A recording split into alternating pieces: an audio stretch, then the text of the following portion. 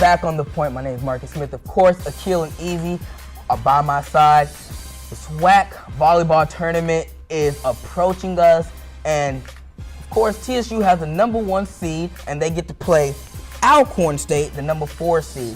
Here's some other matchups going on in the tournament. We have Alabama State #2 playing #3 Prairie View A&M. Jackson State #1 in the East playing Arkansas Pine Bluff #4 in the West.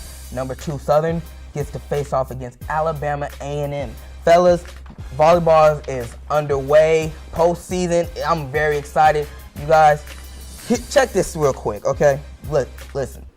Southern won the championship last year. Alabama State won. No, Southern was the runner-up, excuse me. Alabama State won the championship. Alabama State has won the past 2 years. You know who won before that?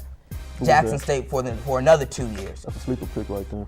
Exactly. So TSU had an outbreak year this year, going 7-1 and basically dominating every team they faced.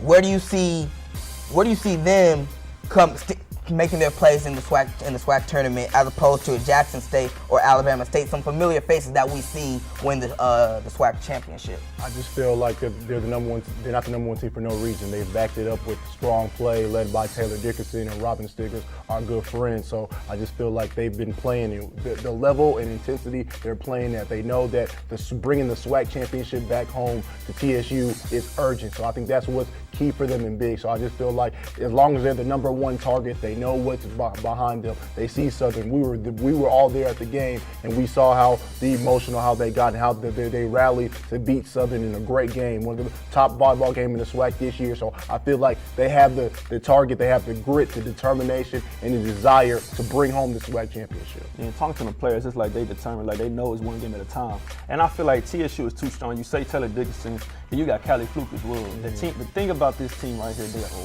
they're long. Mm-hmm. It's a long, athletic team with volleyball. But you can't sleep on Southern nor Jackson State. Southern is the 3rd seed, like you said, and I feel like that could be the sleeper pick for most people, because we know at the end of the day it might be TSU and Southern in the finals, but Jackson State, you gotta watch out for them as well. But I just see a level of urgency out of Texas Southern after what I saw in the Southern game. They just show a lot of determination and grit, and that's what I like. I just think their toughness, that's what elevating them to play, because I see them, they love to play on the road more at home because they got that mental toughness, and as long as they know they can dominate every set led by those 3 great all-SWAC players, everything will be fine. Like I said, I picked TSU to win the SWAC, but I feel that they can't sleep on these 2 teams because it's a tournament. You can't take one day off. But the things that made TSU better was playing the games against Illinois, Arizona State to help you. Like we talk about them guaranteed wins, it's just like that in basketball, football.